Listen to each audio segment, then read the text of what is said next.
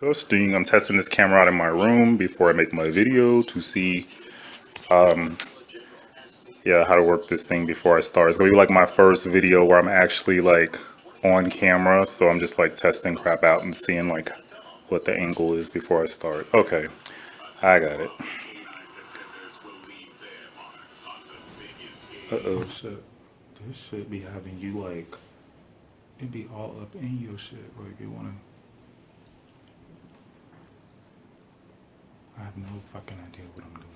What's going on, everybody? I'm Lady Nyca, and with some little tea time, honey, some little tea time. Y'all come close. I got a little something I want to bless your spirits with. Now, y'all know I mind my own business at all times. That's what I do. I figure if I got more, any time to be wasting on yours, I'm slacking on my own. So That's true. I was strolling down and through the YouTube channels, just strolling up and down through, and I came upon this guy by the name of Ben Harris Sr. Junior. I saw a little bit about him, but not much. It just a little, I say it's a sample, a teaser. So I was watching him, and I decided to compile a list of maybe 6 or 7 questions I would like to personally ask Mr. Harris. Would he answer? Hopefully he will do so. Okay, let me stop right there and say that I am honored that Nyca was gracious enough to record this and send it to me, and I'll be more than happy to answer your questions, Nyca. I actually love your videos. I love how you get down. I love how down to earth you are and real. But some people get real mixed up with being ratchet, and you can get a little ratchet too, but shit, we all can. But I just love your style, Nyca. You got like swag out of this world. Like, I'm all about personality, and you definitely have a personality. So I'm gonna definitely answer all your questions, and I better not say definitely again. I want to know about who is Ben Harris Jr. And the first question I would like to ask Mr. Harris is, when did you upload your first video to YouTube? I uploaded my first video to YouTube on January 1st, 2017. I had my YouTube channel for a while, but the first video that I actually uploaded was January 1st, 2017. I'm a newbie, y'all. Wait, today is January 30th, so it's been 30 days since I uploaded my first video to YouTube. Sending it to him, so hopefully he will be inclined to want to introduce himself more to the YouTube audience. I like what he's doing. He gets parodies. Charlie had me over here dying laughing, and he's very well traveled. He's done some things with himself, but we'll talk about all of that stuff later. What I want to do is ask the specific questions as a YouTube viewer, not as a YouTuber myself, but as a viewer. Some questions that we may all want to know about who is Ben Harris Jr. And the first question I would like to ask Mr. Harris is, when did you upload your first video to YouTube? My next question is, what was your childhood like? My childhood, I had both parents, my mother, my father. They were married 5 years before I was born.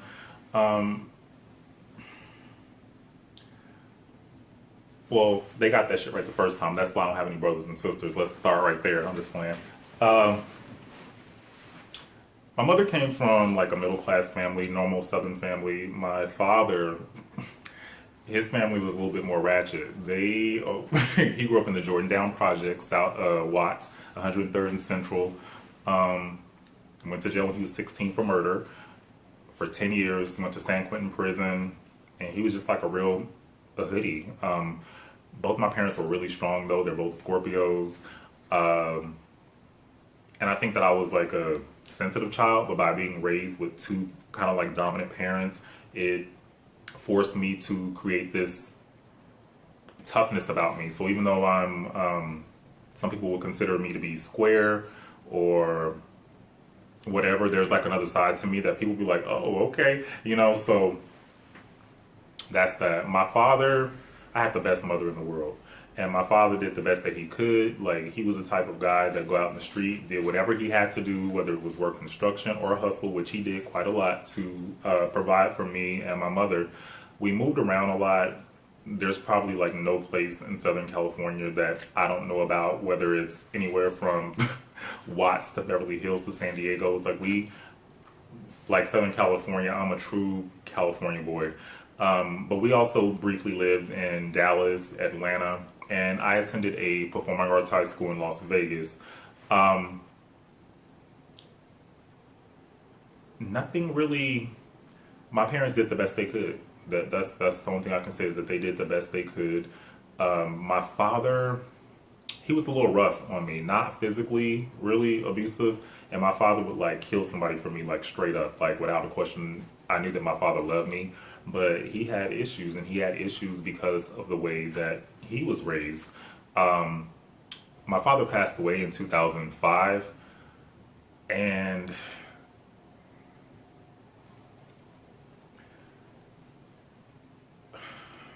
I feel closer to him now than I ever did. I feel more connected to him than I did when he was alive. And like I said, my parents, I lived in the house with both my parents until I moved out when I was like 19, 20, something around there. My father was like very verbal, like just rough. He was just like the complete opposite of me. Like he was a real hood nigga. Think like 50 Cent, but like more ghetto or some shit. You know what I'm saying? Like he was real like just ghetto, and he did not like baby me and pamper me and shit. You know what I'm saying? He was just like, I can't say that because when I moved out, my parents, they went with me to get my bed for my first apartment. That seems like another lifetime ago. That was like '04. That was a long time ago. It's like 2017. But when I moved out, I can remember my parents going with me to like purchase my bed, and like they had a truck and they were like helping me to like deliver the bed because they were actually going to go move back to like Las Vegas. So I was like basically moving out on my own. I was going to be in the state like by myself without my parents, but they were only going to be like 4 hours away, but still. And it really, I'll never forget this. Like my dad is like this big, tough, strong man. I was like, okay, love y'all, bye. And I gave my dad a hug, and he started like crying. Because it was like the first time that I wasn't gonna, be with my mom and dad. Like it was always the three of us together, no matter what. Good times, bad times, hard times, fighting, fussing. And I never forgot that. Like how my dad started crying as he like walked out to know that I wasn't gonna be with them anymore. They were gonna go to a different state. And the reason I think that's so touching too is because my dad did not live long after that. Like he.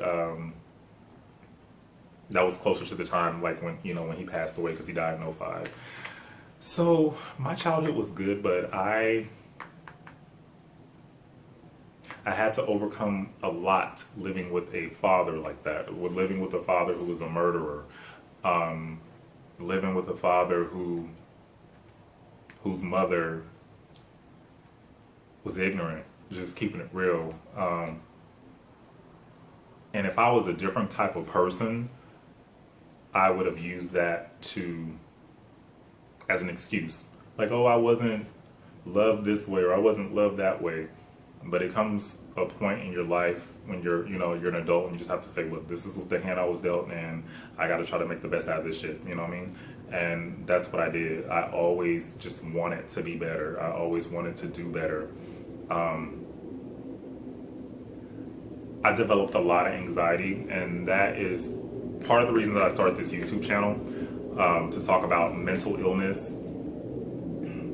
It's not time for me to really talk about the situation right now, but I am living proof that you can overcome anything. I should not be here right now, man. I should not be here right now.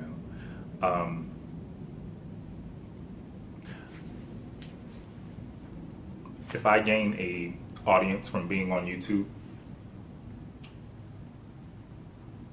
part of my goal is to assist people who are in mental health facilities, make sure that they are comfortable, whether it's donating money to build wings, to provide just things that will make these people more comfortable. Because it's something that's very personal to me and I experienced, and I still struggle with from time to time, like anxiety and not so much bouts of depression anymore like it used to be, but shit got real.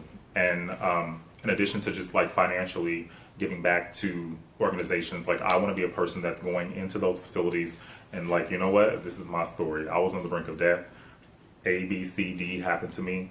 And if I'm here, you can make it. And I want to actually not just donate money, but actually hug the people to let them see me and see what I'm doing, and to know that once upon a time, like I was like in their shoes and a lot worse, and talk to them and let them know what I did to overcome it. Because like seriously, I should not be here. Like I should be dead. And if it wasn't for my mother and the love that I have for her, I would have been dead. And I never thought I could ever be so happy as I am today. Like I did not think it was possible, because there was times when I was walking and I was breathing, but I was like dead. And that's like the worst feeling in the world, to be walking and to be dead. Like you like walking, man, there's been times where I've been like so paralyzed I couldn't even get out the bed. Like that's how real shit got. And it was a lot of things. This fucking camera telling me some shit, my battery low or some shit. Anyway, I'm gonna have to edit this shit together because I'm like talking all over myself. I would like to know, what's your year-end goal in terms of what would you like to eventually do with your YouTube channel? What I would like to eventually do with my YouTube channel, how do I answer that question? She asked me first what was my year-end goal. My year-end goal for YouTube is to gain subscribers who subscribe to me for who I am overall. And what I mean by that is they don't just subscribe to me because I'm like talking shit about people, or they don't subscribe to me just because I'm talking about metaphysics or manifesting or you know, something like that. I want subscribers who appreciate like the full spectrum of my personality, and to understand that I am multifaceted and I'm not one thing. Because I've been a YouTube viewer of many of these people, like Lady Nyca, and I'm not going to name the others because Lady Nyca's who is asking me these questions right now. But I see that some people, they'll like a person for one thing, but then they'll dislike them for another thing. And I know that you can't please everyone, but what I want are like subscribers who really feel like all sides of my personality. You know what I mean? Like, if I'm cursing, they understand, oh, he does that, that's just him. Or if I'm talking about metaphysics, they understand it. You know what I mean? I want people to subscribe for who I really am, and not for who they want me to be or what content they want me to create. Like when you're looking at Ben, I want you to be like, I fuck with him and I'm subscribing to him because he talks about different shit and I just like the random shit that he talks about. So that will be my year-end goal for YouTube. Then I was peeping. I told y'all I was peeping over there. Talking about she was peeping, I was peeping. You nasty, Nyca. I know you nasty. You was a peeping Tom. You looking through my window, girl? Bet you would. Over there, I would like to know, how did he get his start into acting and print modeling? I was born a motherfucking actor. No, I'm just playing. Can you imagine if somebody really had that personality? Like somebody was, you know, you're on a talk show. How did you become an actor? And the motherfucker was like, nigga, I was born a motherfucking actor. What you talking about? You know, silly y'all. I got into acting because I get bored really, really fast. And the summer before I went to high school, there was like an announcement on the radio saying that, you know, there's a school in Las Vegas Academy of Performing Arts High School. We're now taking auditions, blah, blah, blah. So make a long story short, I go to the audition. I wrote my own monologue like the night before or something like that. Killed it, got accepted, and the rest is like history. I graduated high school, but I only went to high school for 3 years because the last year I started going to homeschool, and I graduated like a year early with a 3.6 GPA because I moved back to Los Angeles. It's a long story. So when I came back to Los Angeles, I was trying to decide, you know, am I going to go to USC for film? Like, what am I going to do with my life? I had stuff going on, personal situations, relationships that really took my focus off of what I should have been focused on. But honestly, things worked out the way that they should have worked out, and I think that I would have been wasting time if I would have actually went to school for film at USC because that's really not what I wanted to do. So I started auditioning. I started just doing little shit here and there. Eventually booked, got myself into the union SAG or whatever, and started booking like jobs. Really print work is what I booked. Like, I'm not like a high fashion model. I have like that boy next door look. So the kind of jobs that I would book would be, Smile, like, you know what I mean? Like real, like shit like that. Like Verizon, Pizza Hut, Old Navy, Boost Mobile, Zaxby's, US Cellular, just, stuff like that, like products, like, and something with my hands, like they would always book me based on my hands. Like, I'm not about to put my hands up there now because I need like a manicure and some shit. But yeah, stuff like that. Like that's how I got into it. Nothing. It is what it is. Yeah, I was peeping. I like to peep a little bit. What inspired you to become an author? Because he is one, y'all. It's a fucking crazy story. This is how I became an author. I became an author because when I was 21 years old, I was on the set of a Savon's commercial. And I'll never forget, it was Woodley Park, San Fernando Valley. What city is that? I don't know, but I know it's in the valley, Woodley Park. And I'm in the park and like, the grips and everything, they're setting up the shot. And I see like this really pretty girl like on her cell phone. And at first I'm like, I wonder if she, mixed or biracial. I honestly thought she was like biracial, like, Caucasian and African American. But I heard her speaking Spanish. And so when she got the phone, I was like, oh, me being like young, like 20, 21, I was like, what race are you? And she tells me that she's Puerto Rican. I find out that she's from like Philadelphia. And I like the way that she thinks. Like, she's like, I get bored with people and their boring ass personalities like real quick. So I like people who are like different. And we just started talking on the phone. Hours and hours, and she like confessed to me that even though we were like living in Los Angeles, that she was like driving to Vegas every weekend to make that money on the pole, nigga. You know what I'm saying? Like, she was dancing and stripping on the weekends in Las Vegas, and then Monday through Friday she was auditioning just like I was. And when we got together, we were like those mean, I guess you would say like the mean kids. Even though we were grown, like we would go out, like we would just have fun. And our life, even though we weren't rich or anything, it really was like a fucking movie. Like,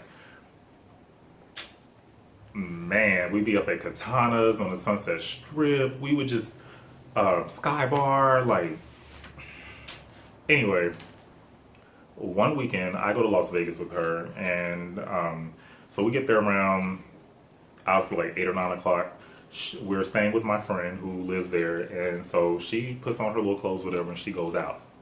The next morning, she comes back and she's like waking me up like, oh my goodness. And she had all the little thick accent and shit because she's Puerto Rican. And she was like, booby, I hit the jackpot, booby. And I was like, yo, what's up? She was like, I met this doctor and blase, blase, blase.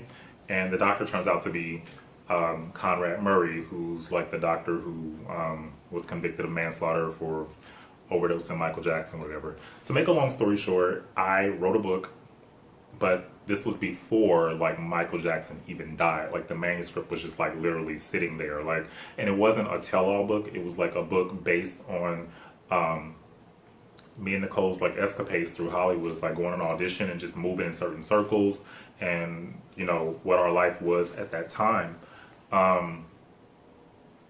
And some crazy shit just happened. Michael Jackson died.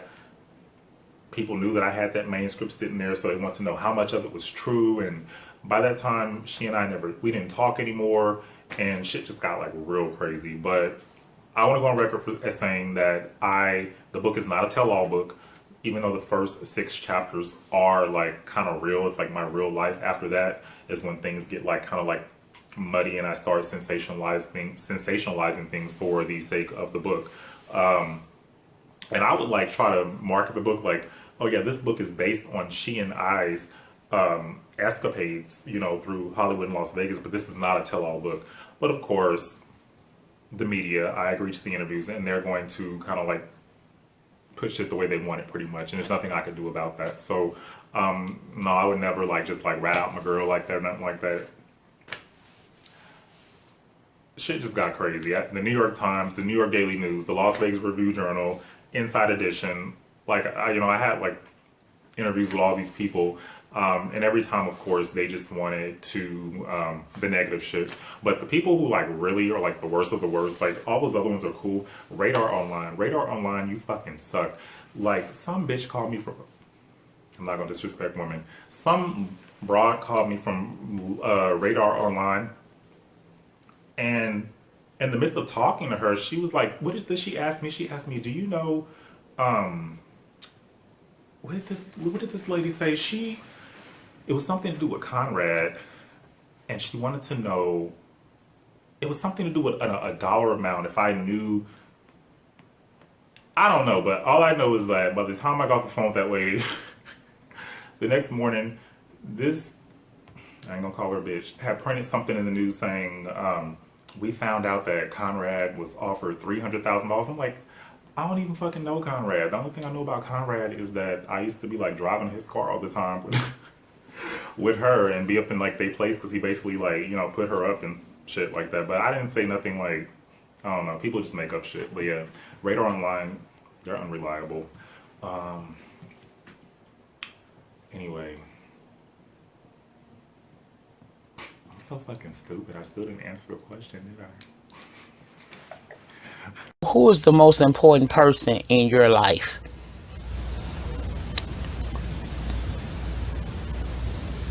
And you seem kind of young. So the next question I would like to ask is, what is the biggest lesson you've learned in your life up to this point? Because you seem to got a little bit of old school wisdom in you, like you was raised by, you know, a Medea or somebody. So I want to know, what's the biggest lesson that you've learned in your life up to this point? These are just a few of the questions that jumped out at me that I wanted to ask Mr. Ben Harris Jr. So hopefully we will get a response back. People, we don't know, but we're gonna keep our fingers crossed. Never know. We gonna see, y'all. We gonna see. So just hold off. We gonna see what he gonna do. Peace. The most important person in my life, hands down, is my mother. There's nothing that I would not do for her. Me and my mother have such a beautiful relationship.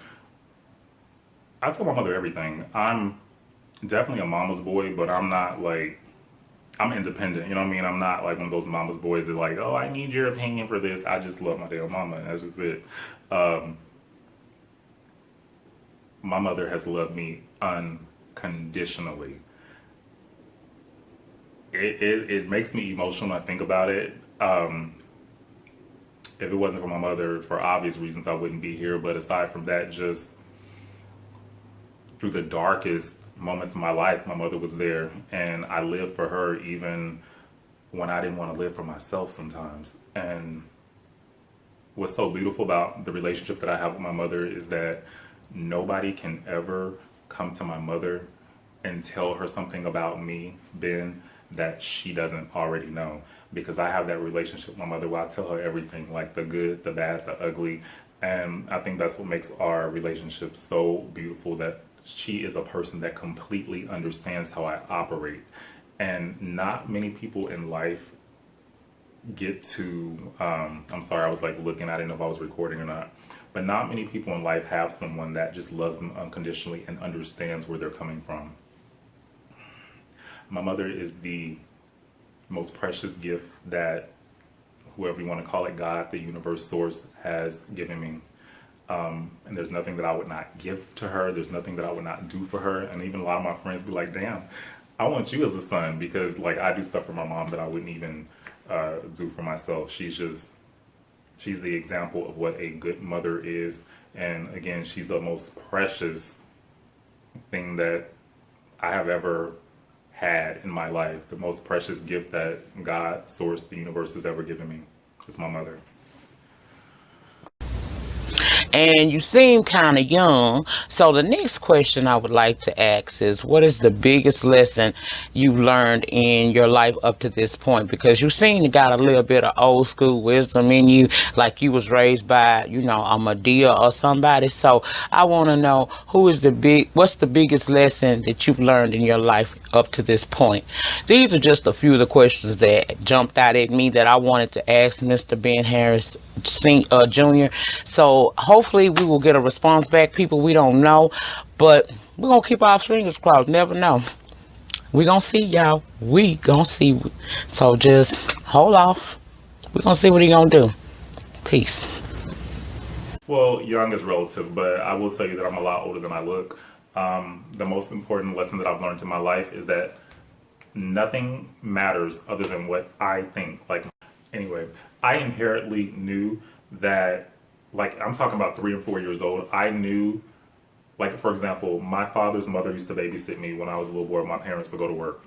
And even though my grandmother was obviously older than I was as a small child, some of the things that she would do, like, I knew that, like, my spirit was older than her. Like, I was looking at her like, bitch, like, you a young soul. Like, no, real shit, like, real talk. Like, I would look at them and be like, oh my God, y'all are so dumb. Like, I would not voice it because I was kind of, like, quiet when I was a little boy, but I would, like, really look at the adults and think, you motherfuckers are idiots. Like, I'm a child, but I'm smarter than you. Or when I grew up, I'm going to do things differently than you're doing it. Like, and I don't even think I had the language to, like, verbalize that at that time, but I used to think that about my father and his mother. I would just be like, oh my God, you motherfuckers are, like, young souls and you're dumb. Like, and I can't with y'all. Yeah, I know. I started practicing the teachings of Abraham Hicks maybe when I was like 24, 25. And after that, I started doing things in my life that I dreamed of, but never really believed was possible, I guess you would say. And my lifestyle is completely different now that I have come to understand that the most important thing, my most important weapon is my mind, is my thoughts. Like, literally, your thoughts are everything. Your thoughts are everything. And also, like, meditating. Like, sometimes I come out of meditation and I can write like 40 pages. Like, it's like really like something is flowing through me. Now, but yeah, whenever I meditate, go into meditation, it's like something comes over me, thoughts come in my head, I get ideas by quieting my mind, and it's almost like magic. Like, it really is. Like, it's like the universe is knocking itself out the way to give me what I want. Just like I said when I spoke to Esther Hicks like 6 years ago.